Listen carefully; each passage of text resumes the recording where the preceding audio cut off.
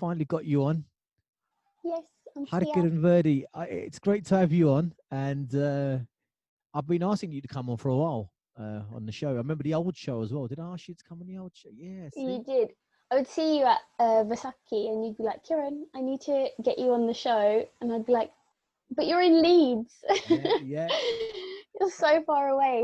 I mean, I was traveling around then, meeting people and interviewing, and it did take its toll. You know, it's tiring traveling up and down the country. So, and technology wasn't there in the early days, but now, since the lockdown, Zoom's come along and there's some other ones as well. And we've kind of have to make do with communicating this way anyway. So I thought I'm going to make it work. And no one can turn me down now because everyone's at home. I know no one's doing anything. As soon as you said it to me the other day, I was like, yes, yes. Yeah. I've got no reason to say no. No, and there's a couple of reasons I wanted to ask you. I kind of see you, online, slowly building up your brand. Trying. Well, you're doing it, and you're getting followers. You've got a good following on Instagram, and you're kind of the new generation of British Asians. Yeah. Trying to get yourselves out there. I know you do the dancing with is it Bollywood company? Yeah, the Bollywood Bollywood company. But I know you do that. I know you do the live Bhangra dances at the moment. Yeah. Bubble gum Bhangra, is that what you call it, right? Yes. Yeah. So do you want me to explain a little bit more? Yeah, definitely. Yeah. Okay. Better than me explaining it. Okay. Yeah. I mean, maybe that's why I'm here. Yeah, I don't know. Exactly. You can tell me to shut up because I do. So basically, I grew up learning more traditional Bhangra. So that was with Jugnal Bhangra in Gravesend, which you are very familiar with. I am. So I grew up there and I only ever knew live Bhangra. So I knew how to do Bhangra to a dol and a live beat and a live singer and stuff like that. As time went on and I went to uni, then all these big Bhangra artists changed from the live bands to more sort of commercial, trying to hit more into like the Western market. So then YouTube came about and there was CDs were going to MP3s and things like that. So everything was kind of evolving, and I think the dance style of Bhangra evolved with the Punjabi music industry. So when music came about, that's when people started like adapting the Bhangra style. So there was groups that were doing more freestyle Bhangra. So I would class what that freestyle Bhangra was an adaptation of traditional classic Bhangra. It's the same thing now that I'm not trying to create. I just kind of like, I'll listen to a song and I'll do what I feel comes to my body. And then that's what I teach.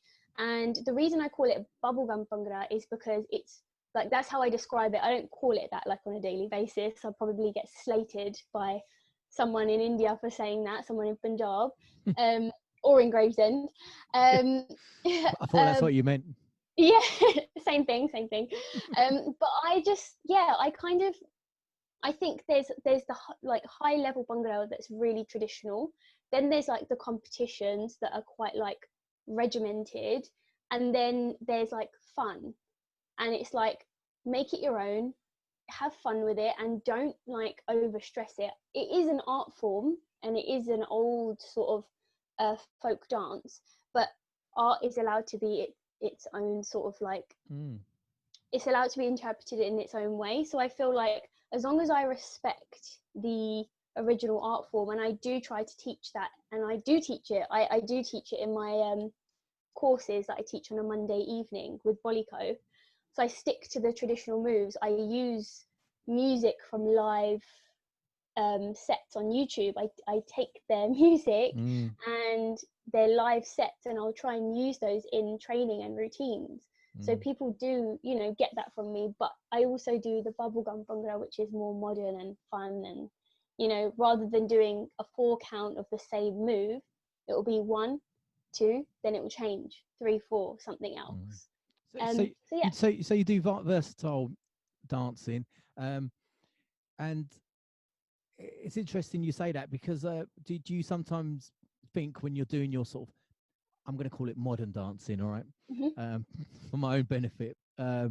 Do you mean the Bhangra or like the Bollywood stuff? Or are we sticking to Bhangra at the moment? Bhangra, just Bhangra at the moment, Bhangra. and yeah, Okay. you know, when you're sort of doing this, the modern Bhangra, do you sometimes think about your roots and think people might think, you know, am I changing this too much and they're going to upset someone? Because all art All the does time. evolve, doesn't it? All art does evolve, you know. And I know sometimes people think, oh, why are girls dancing like the boys? You know, Yeah. they're boys' moves, you know. And but so do you feel that? Do you? It's interesting you started off with that point just to say, you know, I do know Yeah. my roots are Bhangra as well, you know.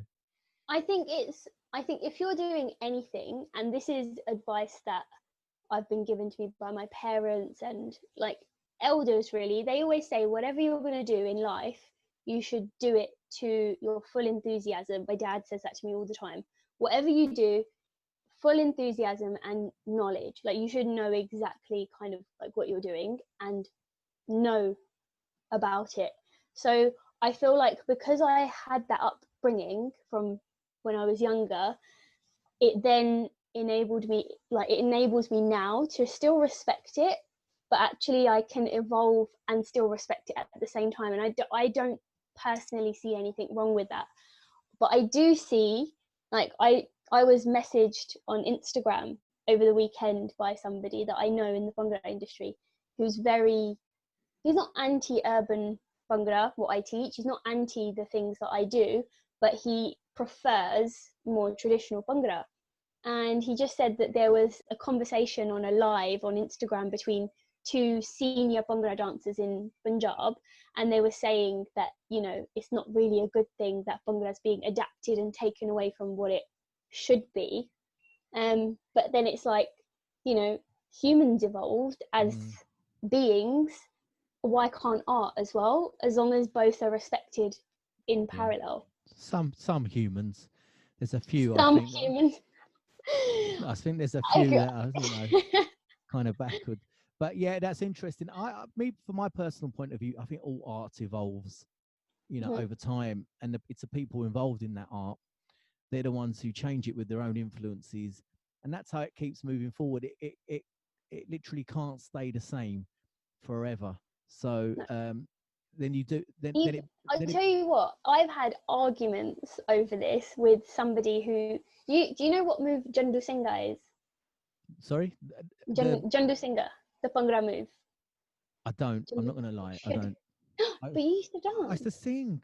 Oh, you used to sing. Oh, you I used to were sing. when I used to You sing. never No, danced. no. When I did at weddings drunk. But when I was singing the bolia, I wasn't watching the dancers. I was just You singing. went, really? I don't know why I had images of you dancing. As I knew you used to sing, but I swear you used to dance. No, no, I didn't. I may have No, done on the odd occasion. No, I thought you did. no. So there was this one time I had not an I'm not gonna say an argument, but it was a debate over the traditional move, that specific move. I did it in a certain way, and then I was told that it was actually this way. And I said, actually, they're both probably wrong because you weren't even alive when it was invented. So how Yeah, do you even know? yeah. And that just wound this person up even more. And I just was like, why? Like, yeah, you can be attached to an art form, but you should just still respect what everybody Mm. else is doing. Like, it's okay. Yeah, I mean, the dance moves in traditional Bhangra, they're not written down anywhere, are they? They were just passed down in Yeah, traditions. So you're right. He doesn't know, and it could have changed. It could have evolved. We don't know what the original dance was actually like. You know, exactly. it could have been completely different to what he's thinking it is now. And Exactly. 10, 20 years down the line, I'm sure it's going to be very different now. And I think it's a massive change, what with social media as well. You know, we're getting to Massive. see a lot more dancers from around the world, a lot of young dancers. I know there's two young girls in is it North America. They're Canadian. Um, Who's that? their name escapes me. Chaya and Shivani. Yes, B I Funk. They're B LA. Funk. That's it. That's them. B B Funk. Funk. And you They did are a, amazing. they are absolutely amazing. And did you do a workshop with them? Or I'm sure I saw you at some workshop with them, and you went to So see. I was very fortunate. So when I joined the Bollywood company, I actually, so it's 2007, the summer, I went to one of their workshops and I attended. I actually came back from Bulgaria the same day from a juggling tour, so a dance tour, and I was so exhausted. Went straight to the workshop because that's how much of a big fan I was of theirs. I still am. And then I met them there and had a picture and everything. And then I was introduced to the Bollywood company because they were hosting B-Funk here in the UK. And then I messaged Bollyco and I said, look, I see that you teach Bhangra. I teach Bhangra. I've been doing it for years. If you need anything, let me know. I just put myself out there and I thought, I've got nothing to lose. See what comes of it. I got invited to work on the UK tour, the first tour that B-Funk ever did in the UK. So we went to Manchester, Birmingham, Warwick, and then we did a few days in London. And yeah, I got to work and assist them on the tour. And it was one of the best things I've ever done, ever. I mean, for you, that must have been amazing because, like you said, you're big fans of them, still are. Yeah. And to get a chance to work with them and to go on tour with them, that must have been unbelievable for you. You know, did you start thinking, okay, my dreams are, I can make this a reality now? Well, it was kind of like that, the week that I spent with them. So I spent it with them and Nalika, who's my manager, she founded the Bollywood company, and Sanya. So there was 3 of us there, and then B-Funk. So we were just all together, and being surrounded by people that are creatives. They're so intelligent, they're so passionate. It just kind of like ignited something inside me, and it made me want to push myself further in the creative field, because before that I don't think I had as much confidence as I do kind of now. And it's still growing, it's still like, you know, I don't feel that I'm so confident of like my dance ability. And you know, even being here, I was like, oh mum, I've got to go and talk on, you know, just there's still things like no one's ever completely confident, I think. That's my personal opinion. But yeah, like just from that week that I spent with them, something clicked in my brain. And you know, being able to be a part of the Bollywood company, I think you're a product of your environment. Your kind of your standards on yourself increase. I then expected more from myself because I was surrounded by people who were complete professionals, not just in Bollywood or Bhangra or whatever, but in, you name the dance, they can do it. So yeah, like I've taught people that do ballet, and you know, I dance with these people. They trained in ballet, jazz, tap, and they can do Bhangra. I think, and to me, that's amazing. Yeah, I mean, also it depends on who you hang around with. They say you're the average of the 5 people you work with, or you're nearest to. You know, so that's going to rub off on you. You know, if they're professional, they're doing shows, and you can see how that kind of life really works. You know, it's not something on YouTube that you watch. You actually see the hard work behind it. There's so much work behind it. Absolutely, yeah. I think there was one night where they didn't sleep, and because they were just working, and then they were teaching workshops the next day. And to me, I was like, that's insane. Like, I need sleep. Sleep. Yeah. So, but you can just see, and now if you look at them, they're laughing, million subscribers on YouTube, but they've worked so hard to get there. So yeah, it's really cool. So is that kind of a dream for you to build up your brand online and to be as a dancer? Is that kind of what you're looking for? So I feel that I have like a couple of, like a bit of an umbrella that I want to kind of like go down. There's different routes I want to go down. So there's different things I want to do. Dancing is the main one, and that's not necessarily performing. My biggest passion with dancing is actually teaching. Yeah. So have you ever watched any of my lives? I have. Remember I told you my children were going to do it when this was Did they do it? Yeah, this is down a lockdown, right? Yeah. Oh yeah. Oh, the Bhangra education one. Yeah, I need to. I'm going to do that again. I'm going to do another week of that because it was kind of hard the first week. Yeah, you did it, and then you had some technical issues, right? It was so bad. I didn't realize how hard it is to go live on YouTube. is really hard. You need Yeah. like 1,000 subscribers or something. Right. And I don't have that yet. Yeah. So yeah, so my thing is I love teaching. I love teaching and I love interacting with people, and I like, just meeting people. I know in lockdown it's hard to do that now, but having all these technology sort of platforms, Zoom, Instagram, YouTube, whatever, it's allowed me to like kind of explore that a bit more. Yeah. However, it's hard to keep up with it. That's one thing I find. I kind of produce, obviously I have to teach. I teach a couple of times a week and I produce for those lessons, but to produce just organically after you've been teaching like a lot, sometimes I'm exhausted and I'm like, I'll only produce something when I feel like it. Does that make sense? Yeah, absolutely. Otherwise you're just drained. Yeah, you're going to drain yourself. And there's so many platforms now. I know there's TikTok. Yeah. How did you know I was going to talk about TikTok? I just knew. I just saw it on your face. I just saw TikTok. I've got Are you on it?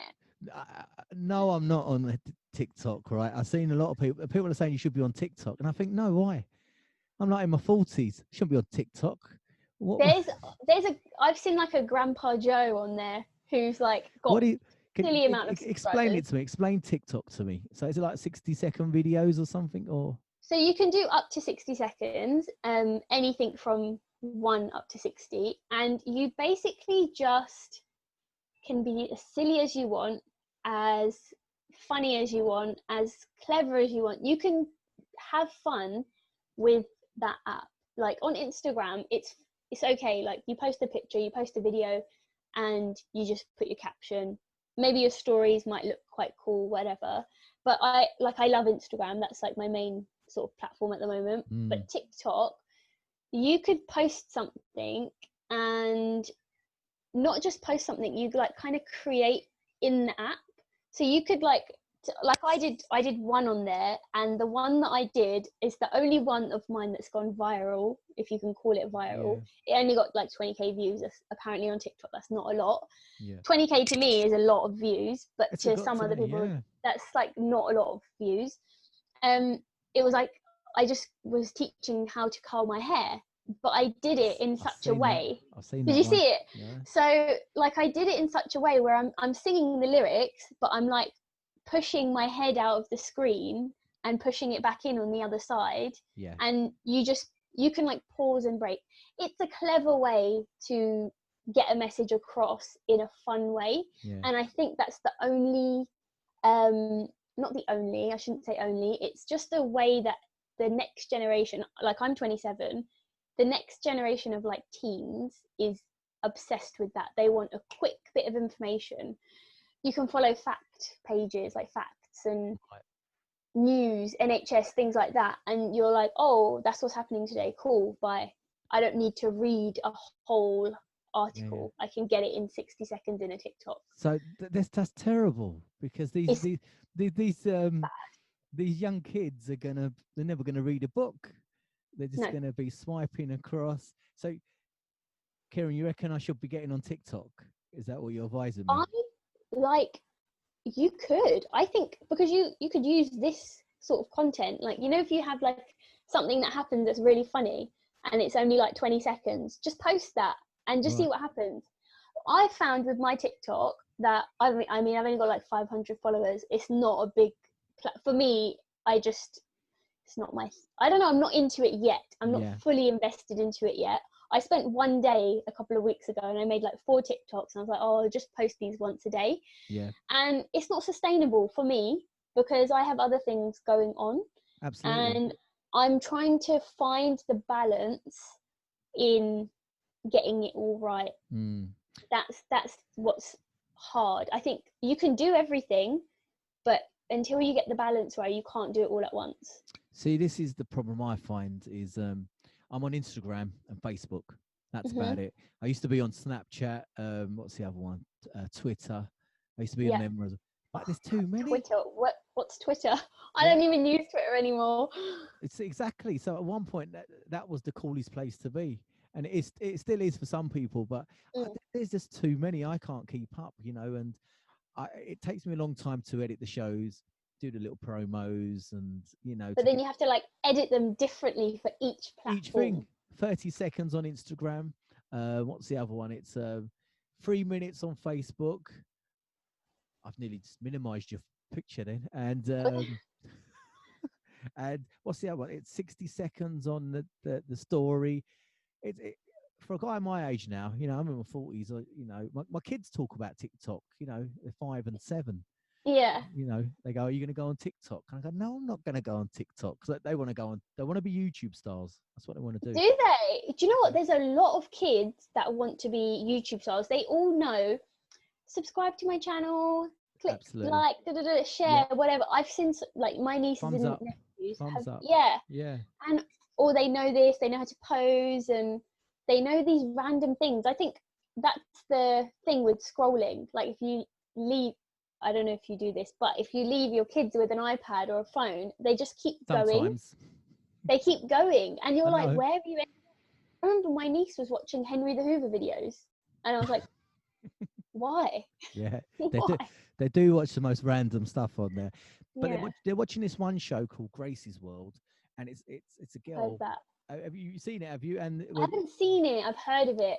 so this girl's playing with Barbie dolls, and it's really well produced. It's it's obviously her parents are helping to produce these shows. And I was thinking, Yeah. who watches this nonsense? She's got like 2.2 million subscribers, Wow. right? But And are these the videos where a girl is just playing with toys? yes, So you're essentially, as a child, just watching someone else play with toys. yeah, yeah. And That she, to me, I find that crazy, and that reminds me of things like Sims, right, yeah, but in a different way. different Because way, I yeah, feel like Sims, you have to like use your brain and put it together, and you make it, and then you just watch them party and yeah.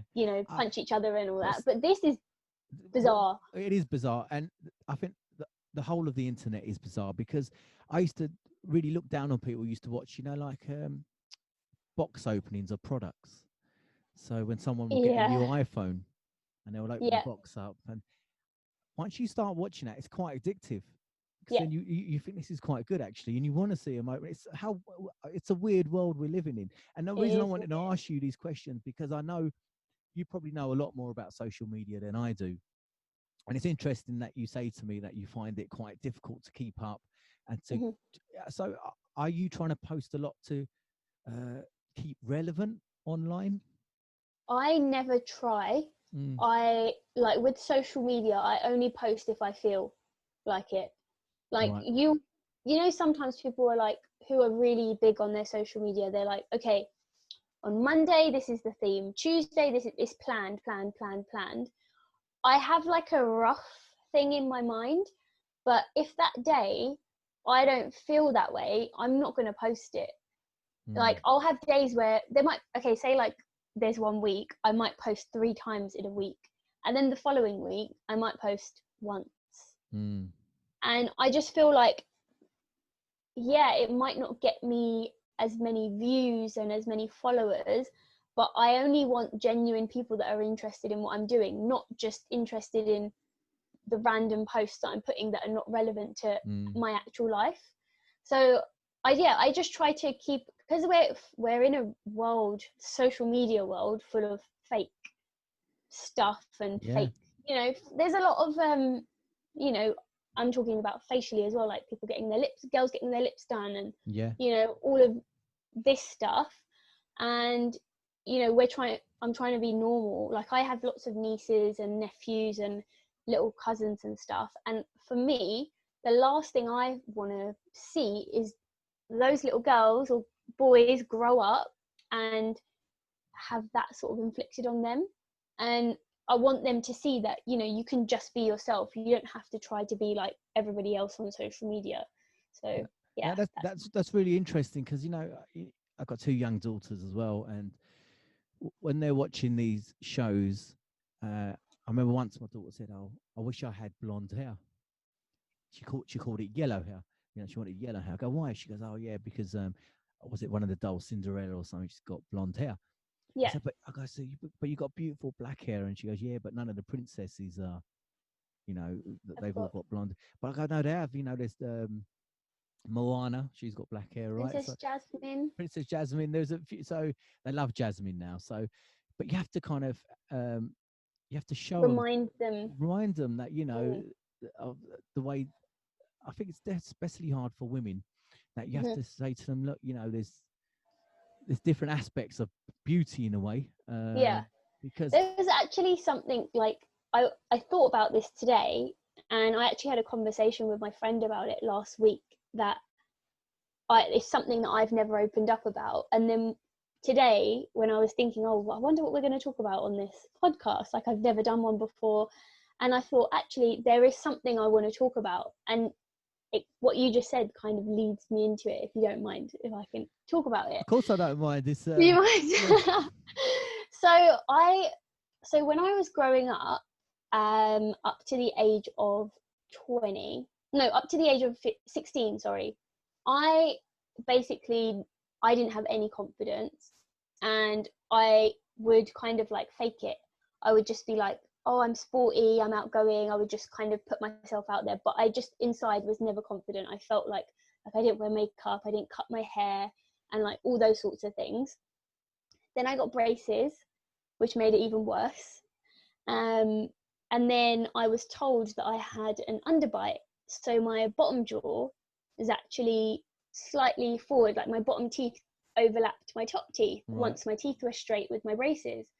And so, like, this is such a big thing that I'm talking about. For me, it's such a huge thing. I've never, Sure. like, I've told people, but I've just never, like, openly said it. And now I'm, like, ready to put it into the Yeah. out into the world. So I basically went through this whole 5-6 years of having braces, because they told me that my top jaw was underdeveloped, and I had two options: that they could either straighten my teeth out with, like, instead of being like this, they could straighten it so Mm. the bottom teeth were behind, like a normal bite, and or they said we can cut your top jaw and move Jeez. it forward and do jaw alignment surgery. And I was like, okay, well, what's the best option? They said the second one, do the Mm. operation. And they said, this is what the kind of consequence of it will be. You'll look different, Mm. and but you'll be able to eat better, because before I couldn't bite my teeth together Yeah. properly. Like, I couldn't bite into things properly. It was affecting me mentally, like it was really bothering me. I felt that I got bullied because of my underbite. And and I'm not saying bullied like people were like, throwing eggs at me and things like that. It was more a case of like people would throw jokes at me and say things about my jaw, because whether they cared and loved about me, it didn't matter if they were my friends or family. They would still throw those jokes at me, and to me, I felt that I was bullied and it would hurt me. And I still kind of like think about those things now, post-op. Okay, so I got to 20, I had the operation, Mm. Well and done. I thought, well, I'm going to say this boldly, and because that's how I felt at the time. I was like, I'm already ugly, so how much worse can I get? I'm only going to get better, or I'll just look kind of the same as I did before. And that, for me, I was like, okay, sod it, I'm going to do it. Did the operation. My face was swollen like a massive football for a couple of months. I took time off uni. And then when I went back, I still had braces for about 6-7 months. And I could not believe the difference of how people would speak to me. And I'm talking like people that wouldn't even look at me once at uni, or, just randomly, like people that I knew in my network, or, would see at events randomly, or just new people that I knew them before I had my op, but I didn't know them after. They would be all of a sudden interested in who I was because I looked different, because I looked better. I put that in quotations. Mm-hmm. I looked better than I did before. And I still, like, I hide my image of what I looked like before. Like, if you went through my Facebook, you would find old pictures very deep into my Facebook.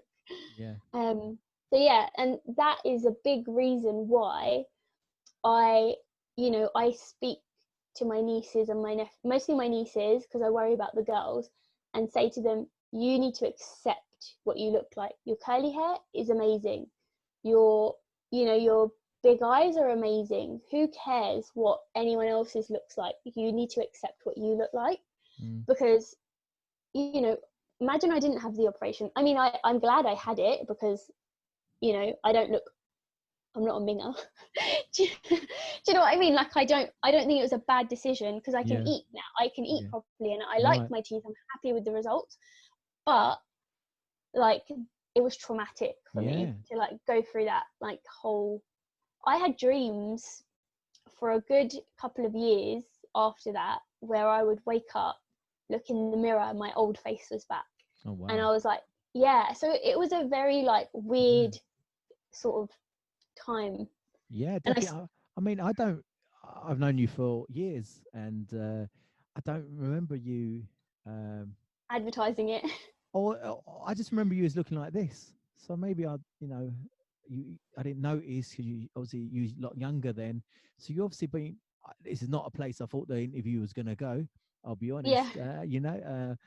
But I think it's good that you are speaking about this, because these are the things that people, they may see your Instagram posts, and you look great in them. You're dancing. You're a fit woman, obviously, because you're dancing, and people might think, "Wow, that's how I need to be," and they probably, or they won't know the story that goes behind it all. I can't tell you. I've probably told like my best friends and my family know, and that's it. Yeah. So it's one of those weird things. What made you think of telling me, or not just me, but felt maybe it's an opportunity to tell people? And I mean, I've been thinking about it recently as to why have I hidden it, and I'll tell you how it came about. I was having a conversation with an artist. He's a singer, producer, and when I was pre-op, I still was a dancer, but I was never like in the forefront. Like, I would never be like, hey, I'll be at the front of the dance scene or whatever. Like, I wouldn't be so confident, because I had braces and I didn't like my face. And I basically said to him, he knows me now as I am, but he never knew that I was in his music videos before. I was in 2 of his videos that he sang, and 1 music video that he directed. And I just said to him, by the way, I've known you now for like a year as a friend, and I'm just letting you know I was in this and this video. And he went, what? And he couldn't believe it. And he searched and he looked, and he was like, that doesn't even look like you. And I've watched these videos so many times in the time that he's known me, and he couldn't believe that I never told him. And I explained that whole story I just told you about my operation, and it made me think more about why have I hidden, why did I hide that? Like, it really made me look inwards and think about, like, why did I hide it? Why didn't I tell him? What is the problem with what I looked like before? Why do I have such a problem with anyone seeing what I looked like before?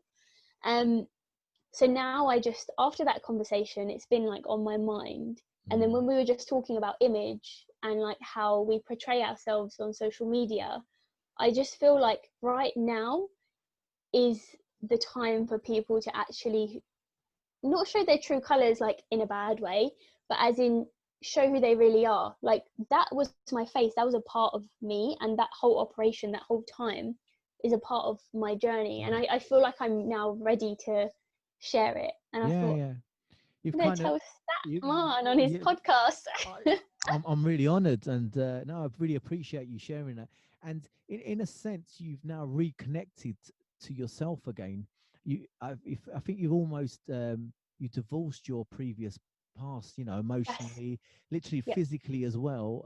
You've left that person behind, because that's such a good word. I've never even thought of that as a word to describe it, but that is perfect description. Divorced. You divorced yourself, didn't you? And now you've kind of reconciled yourself with that other person, which was yourself, and to at least give them some benefit to that person that you was before, that you was a good person, and Yeah. you was worthy, and it wasn't, you was more than what you felt you was at the time. Mhm. And so you've come a long way. That's a very deep story, and it probably does shape some of the things you're doing now as you go forward. So all that time it was holding you back. I mean, you're going to university as well, which is quite a precarious time for most Yeah. young people, right? That's the kind of the time you go out. And I so use the word fickle like in people. I saw the change, and it made me realize that how fickle people can really be yeah, just off of a change. I mean, But yeah, yeah. people are fickle in regards to just image. If they see Mm. some, they're fickle in regards to success. And if people are doing well, they'll want to know you. And if Yeah. you're not doing well, they kind of, they may not message Right. you back. Yeah. I've seen both sides of the coin. When I stopped my show abruptly, I just stopped. Slowly, the messages started getting less. People Mhm. stopped calling me, and I didn't mind. But what you do realize that sometimes the people you interact with are just professional acquaintances. They may Yeah. not be your friends. They don't Uh, actually care. they don't. As much as they may say it's a fake world, remember. Uh, Yeah. and you're, hello sister or hi brother. You got to remember that ultimately your family is where your foundation is. Yeah. And if everything, if the And internet, yourself. yeah, You're, exactly, I have realized that more recently is that you can't rely on everybody because everybody has their own. Am I allowed to swear? yes, Oh, everyone has their own shit going on, and sometimes they can't carry your shit, mm, and as much as they want to, they can't. mm, And I'm only just now. I'm 27. mm, I don't know like what the threshold is that you're supposed to stop, but I'm only now learning how to say no. I can't do this right now. Can we do this another day because I'm not okay right now? And that's taken me ages, and I still sometimes get it wrong, but yeah. we live and we So learn. you live and you learn. So do you find it difficult to say no to people, especially with like, Oh, yeah, massively. it's Have you more. met my dad? Yes, I love your dad i though. am You i know we're am good my friends. father's daughter. He's very much the same, isn't he? I mean, he's such a nice guy. He would always do anything for you. Every time I'm there, he'll come and meet me. Obviously I travel down from all the way from Yorkshire now, and he'll always pop down. And That's the what we said about like being a product of your environment. And I've got a funny story actually. This was like a little while ago. I can't remember exactly what I was doing, but I was doing a job, and it was like a performance job, like a job dance thing, and I was doing it for free. And I don't like there's some things that you do for free, and there's some things that you don't. And my mum and dad would be like, "Oh, are you getting paid for that? Oh, are you getting paid for that? Oh, are you getting paid for that? Oh, what about that? You're always out here." And I would be like, "Yes." Or I'd be like, "No, not this time." And I'd explain why. yeah, And then there was this conversation once that I just kind of like, I got really angry because I was like, "Why do you always ask me that? I know you care because you want me to be like financially stable and, all that stuff. Parents want their kids to be like set. I get yeah, it." But I had to explain to my parents that I have been raised in a household where my parents have done a lot for the community. Like oh they've yeah, gone out and they do things, and not just my parents, like my extended family, yeah, they do things without like being paid for them, and they do it from their heart. They do it because, okay, something needs to be done. I can do it. Cool, I'm gonna do it. I'm gonna help, and I don't want nothing in return. And I had to explain to them that I see, I do. yeah, That's and whether I was a child or whether I'm 27, I am a product of my environment. So I am guilty. I do free things like yeah, sometimes, and I'm like, damn it, I could have got paid for that. But then sometimes I'm like, I'm glad I did that because that person or that organization or whatever that situation needed that help at mm, that time. yeah. So I mean, and there is a trend in the Asian music industry, at least, but Hmm. not just the music industry, to do things for Art. free. In the arts, yeah, to do things for exposure is what I they call hate it. that word. Yeah, you'll get a lot of exposure if you do this video. But And is that's it going to pay my phone bill? I don't no, think. no, I can't pay you O2. I'm just Yeah, waiting for exactly. my exposure at the cashier, Yeah. and that's an issue, I think, because then people are not almost valuing your time and effort. You know, you're Mhm. traveling to a place. I mean, shooting music videos takes days, doesn't it? It's not always a quick thing. If they're done Yeah. properly, it can take It'll be a 1 or 2 days. whole day, couple of Yeah, days. yeah, you know, and and especially my time, that was the way. It's a freebie. I mean, when I did a video once when I had that one song out, and we're to Yeah. we're to go in a club that my friend owned or his dad owned. We borrowed his dad's car. We literally Proper Punjabi music video. the most cheesiest video ever. It was in a club. Shall I tell you the story? It's quite a funny Go on. story. That this is the song, the story. So I'm in a club, right, with my girlfriend. She's my real girlfriend, and Yeah. then across the dance floor, I see an old flame, and Wait, is this in the music video or this in is the real life? music video, In the yeah, music video. Okay. not real life, Kieran. Okay. I was like, wait a minute. I've got Oh gosh. I've got other stories that can't be recorded, but not. And so I see my old flame, and she has a bit too much to drink, and then so she Mhm. decides to come over, and then I talked to her like in the corner of the club, but lo and behold, the girl that's my real girlfriend sees me, comes over and slaps me, and then the song's playing. You know, people dancing around, but at the end we get back together and I explain the Yeah. situation, and so it's a fairy tale ending, and so it's a proper cheesy UK Bhangra from I the love early it though. I 2000s. would love to see that. I don't think I've seen that. There is versions on YouTube. There is. There is, yeah, I'm gonna type it in and yeah. see. Have a look after. Yeah, and I'm glad they've moved on a lot. And I actually spoke to I don't know if you know him, Sunny Dincy. Yes. Yeah, I actually listened to the podcast yeah. today. I listened to it today. Ah, did you It was enjoy really it? good. I Yeah, did enjoy it. I'm a fan of Sunny's. Like his work is really amazing. Like Satinder Sartaaj videos are. yeah, I just love all of his videos that he's done for him have been amazing. yeah. Yeah, he's cool, and he's Yeah, such a nice person as well. he is, and it's amazing because he has top draw videos he's making, and I'm glad to see it's moved on a lot from since my day, and because we kind of made it and edited it. It was us who did it. You know, it's not You did it fresh. yourself. Yeah, kind of we did, yeah.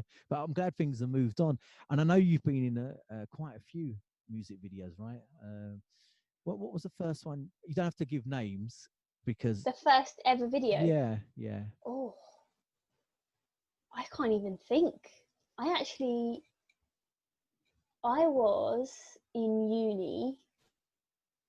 So it was one of those videos that I told you that I know the artist. That's what I mean. So it was, You don't have to say I can names. tell you. No, Oh, I can tell you. I just don't know if I'm allowed. Am I allowed? yeah. Yeah, Why I not? can say it. So Yeah. do you know B2 from Soundpipe? Yes. Bittu. Yeah. Yeah, so Soundpipe. It was, I can't remember, there was two videos I did back to back within a couple of weeks, and I can't remember which one was first, but it was one of his songs. I think Oh, it was right. called Speaker or something like that. Right.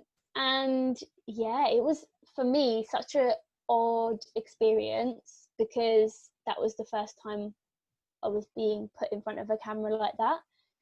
But then, yeah, I enjoyed it after that, but I enjoyed it in the moment, and then I'd watch the video back and I'd hate it Yeah. Yeah. because of, I didn't, wasn't Yeah. comfortable with how I looked. And then after my operation, then I was like, Yeah. post. I would just post anything I was in. I was really happy about it. So yeah. Yeah. So it was B2 was the first video. I've got a story about B2 actually. I was Tell at, me, I'm gonna ring uh, him afterwards.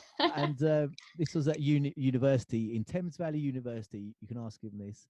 and we're all in the bar. He doesn't drink, by the way, but I did, and we're all sort of singing Bollinger. And Okay.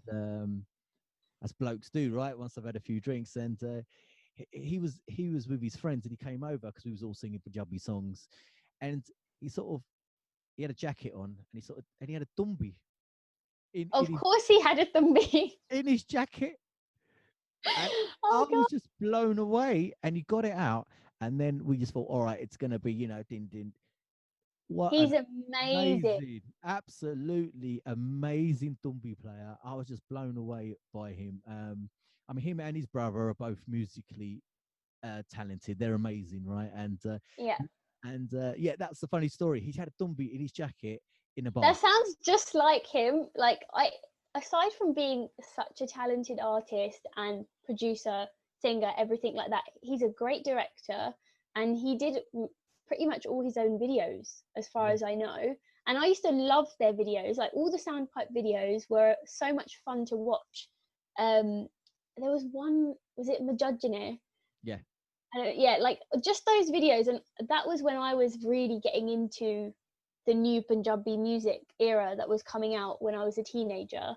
And yeah, I was a big fan. yeah, And now as time's gone on, I'm so like grateful that I can pick up the phone and have a chat with him. Like he's become a friend. yeah. So yeah, yeah, it's really cool. I know his videos, especially at one point when they were churning a lot of videos out, a lot of music. There's always a comedy element in there, and Yeah, that's the best part. yeah, That's the they're best always part. very funny, ain't they? And I don't think they take themselves too seriously. But No. musically, they're right up there, right? They know their Yeah. stuff. And but yeah, that's a true story. You can ask him. I'm going to ask him. Did you see the Halloween video, the comedy video that I did with him in October? No, tell me about it. So he called me one day and he said, "I'm going to do like a skit, like a funny Halloween skit, and I want you to be in it." So went to his house and we did this whole like production thing. It took the whole day. I got a flat tire at the end of it and everything. Oh, Like it was a crazy day. So we filmed it. The story was that I'm sitting watching a movie and I'm just chilling out, and he's like my partner, like my husband or boyfriend or yeah, whatever, yeah, and he's tying his bug, and I'm saying, he's asking, "Oh, do I want to go out?" And I'm like, "No, no, I want to sit at home. I don't want to go anywhere. It's cold." And then he's like, "Oh no, but I want to go out." He basically wants to go out and drink, and I'm like, "No." Told him to come and watch a scary movie, because it's Halloween. So he sits down, he brings the hot chocolate. I'm like, "Bring the hot chocolate," like really like angry and aggressive. Brings the hot chocolate, brings the popcorn. We're watching the movie. He gets so scared, he falls asleep. He's like, "I'm not watching this. I'm just gonna fall asleep." And he goes into like this dreamy phase. And do you know Fidpal? no, He's a no. Bhangra dancer. Oh, yes, I He's do. Yes, I do. African, like he's Yes, black, yeah, yeah, and he's a incredible Bhangra dancer. yeah, He actually probably speaks better Punjabi than I do as yeah, well. yeah. He's amazing. He's incredible. So he was in a previous video of Bittu's, and then Bittu kind of weaved it into this one, and then I kind of like go into the woods, and I've got like a suit on, like I've changed from my English outfit into a suit, and then me and Fid Pal do Bhangra, and Bittu's like in a dream state, like what the hell is going on, having a nightmare or a dream.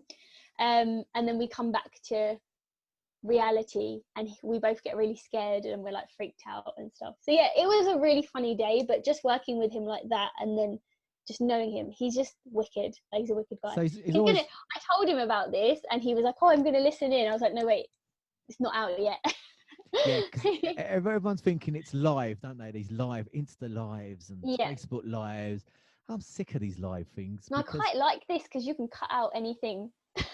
well, I don't cut out anything, but the reason I prefer doing these is because someone can listen to your interview and they can pause it if they have to do something. They can go off and do what they That's need to true. do, and they can go back and listen to it later on, right?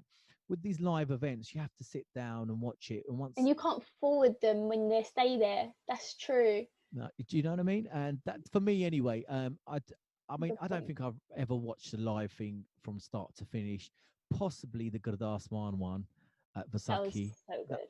I mean, that when are you ever going to see that? Him sitting in his living room. What a I living felt room. like he was in my living room. I felt like I was there with him. It was so good. I just like the He's, fact, just going to go off a tangent on Godasman now. Just the no, fact. it's he's my favorite topic. I was hoping you'd bring him up. So so as he's singing, he sort of kind of forgot some of the words, didn't he? And he would just say, "Oh, sorry," and he'll carry on. It was just a Yeah, jam. It was just looked like an uncle doing a jam, but it's yeah, Godasman with he's the best. with the greatest songs in He's. Punjabi history, right? I just feel like no, I don't know anyone from the newer upcoming generations of singers. I don't know that anyone could touch Gurdas-Maan. Mm. I don't. I think that, yeah, I'm not being I hope I'm not offending anyone by saying that, but I just, he can hit like across different generations, and I don't know how many artists can do that in the way that he has. That Yeah. people that are younger than him. I know there's people that are, you know, on his level already, Mm. but I'm talking like, you know, our sort of age, like younger. Yeah. I'm glad you said our age. It makes me feel Of good. course. Well, I mean, I still remember you as you were 20 years ago. So when I look at you now, I'm like, I don't see this guy. I see the Yeah. guy with the curtains haircut. Oh, I've got the curtains there actually. My Oh my my old. God. Honestly, I have vivid memories of being a kid, and I would remember you. Am I allowed to name drop with the Yeah. juggle Oh name? yeah, Yeah. yeah, So yeah, there was, so in my mind it was Satman, yeah, Satnam, yeah, because there was Satnam. I can't remember. I don't know what his surname was. Suk Apple. yeah, There was Steve, and then there was like Keith, Shamyanko. You yeah. know, the usual suspects. My dad, Shindanko. But like, as you two and Steve and Suk were like the main ones that I would remember, like, because you guys, I think you would maybe interact with me more when I was a kid. I don't know. Yeah, I don't know. I think we were just with Crazy. social, right? We would just talk to everyone, and Well, I want to ask you. Can I ask you a question? yeah, of course you can. From Jugnal, what do you like when we were kids? Well, when I was a kid, what do you remember of me in that like I, sort of time? I tell you, I remember at practice, sometimes there'd be a random young little girl there just standing there. Your dad would be there, and I would see you more and more.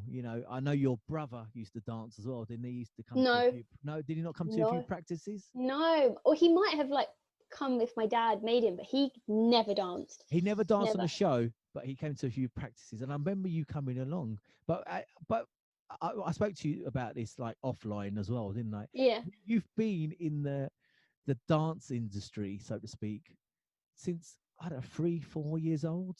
I Yeah, since I was a kid. Like my dad recently just posted on the Jugnal page the 25th anniversary. I think the party, Yes, right. and I don't remember that, but I remember, you know, that sort of time because I remember what everybody kind of looks like. Um, and to me, I'm like, yeah, I remember that person, and they're artists or they're well-known Bhangra dancers, or you know, from back in the day, and or singers from actual Bhangra teams. So now I feel there's been certain things that I've done that have brought me back round full Mm. circle. So from that video that you sent me, the Raj Hunts one, the opening of the Juggernaut studio, and I'm just randomly in the side like, That's how I remember you, sort of hi. randomly popping up, Random. just popping up at shows, and You you. see, I had no choice. Like I was a kid, so for me, it was like mum and dad. If they're going, I have to go, and I have no choice. But for me, I enjoyed it. Like I don't think I ever protested. You know, like sometimes kids are like, I don't want to go. I don't want to go. I was more than happy to go because I used to love watching you guys perform. Like, watching you guys perform was like the funnest thing that I could Yeah. look at. You Vasaki. was always smiling. You was a happy child anyway. Yeah, I I remember was you. quite cheeky. Yeah, you had a big smile on your face, and you was always happy. And that's how I remember you, That's good. randomly popping up at events, at practice. You always used to. I used to see you a lot at that time, and it's not really surprising you've carried on dancing. you had no choice, like you said, from the early days, from like I 4 know. onwards, as soon as you But could walk. I think because I enjoy it, it kind of helps. I reckon if I was forced, I would hate it. I was at Jugnal for probably 10 or whatever years, like in the beginning, on and off when I was a kid till I was a teenager. Then I went to Register Punjab in East London, VP, because it was closer to uni. And I was there for a few years. So I learned that style, and that taught me a lot.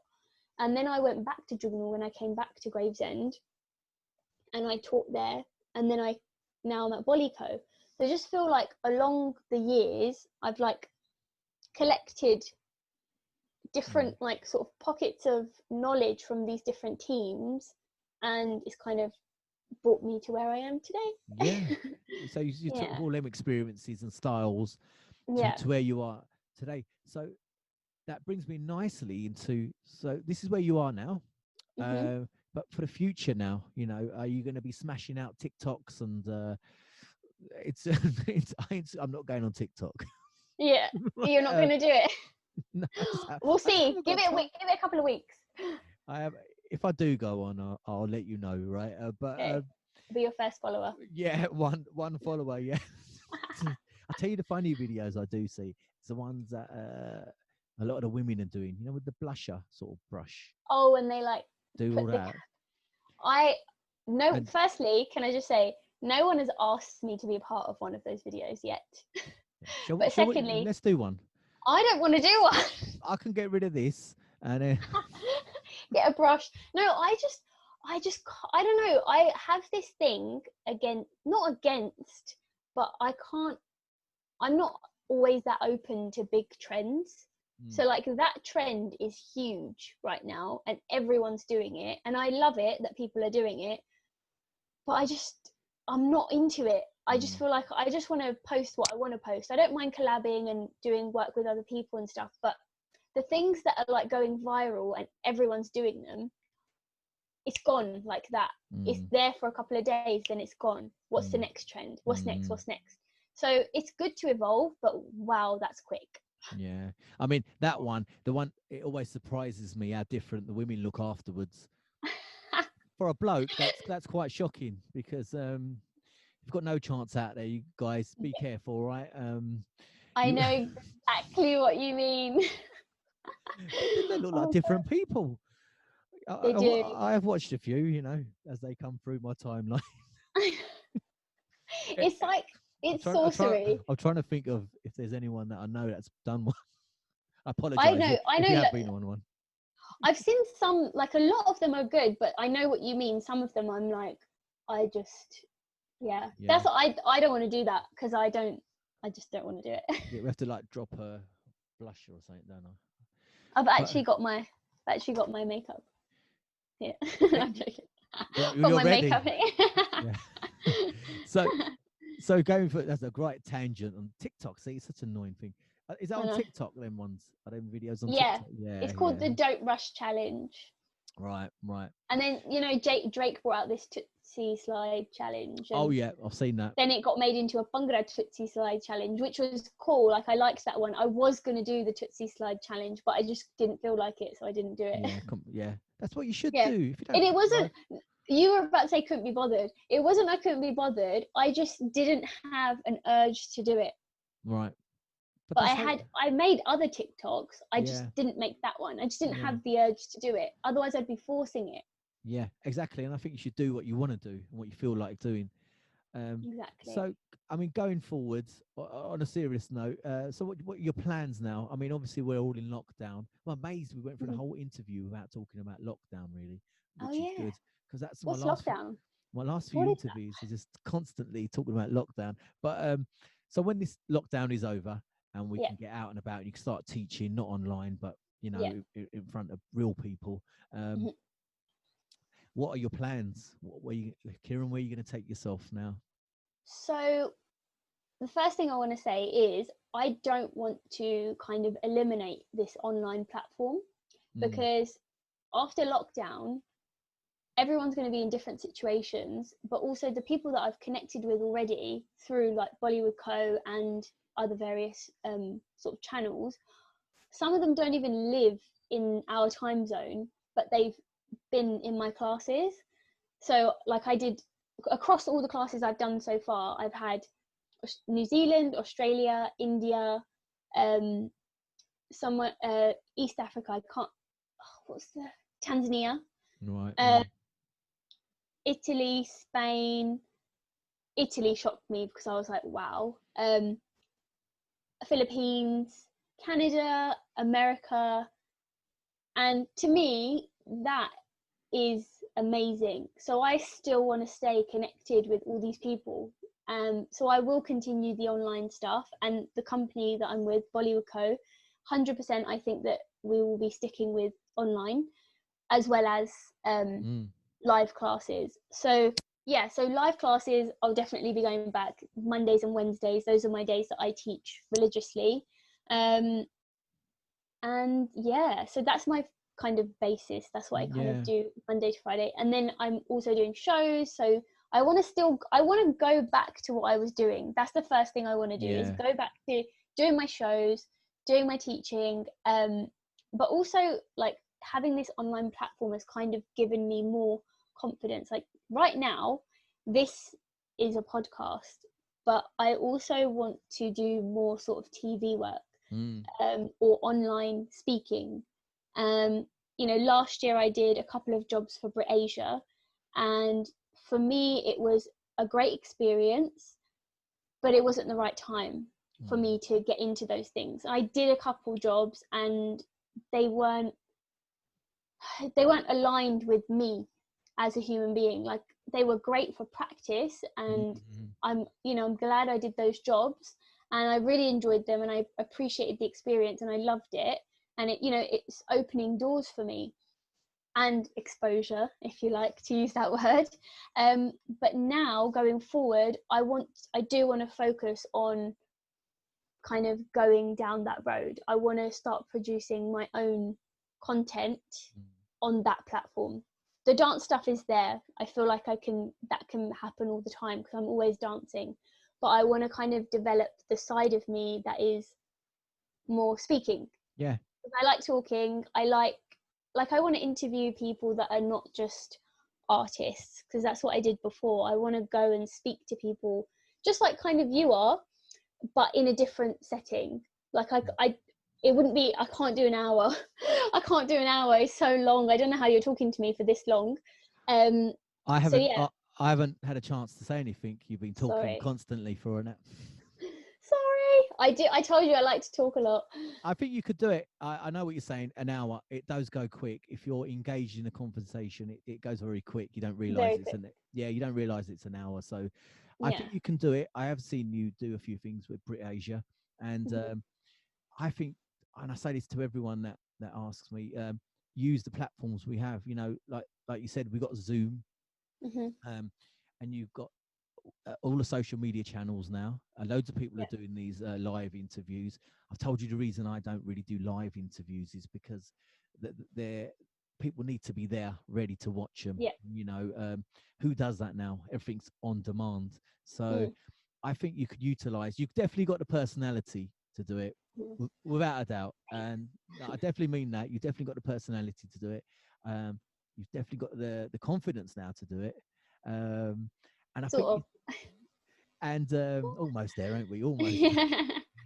So it's a matter of sitting down. You've got time now. We're not going anywhere, to think about what am I going to create that's for me, really? Because someone asked me today, literally, they said, I'm trying to break into the mainstream. I said, why don't you make your own mainstream? Make your own channel, make your own sort of vibe that you want. Because if you start working for, say, BBC, Brit Asia, you're always going to have a boss.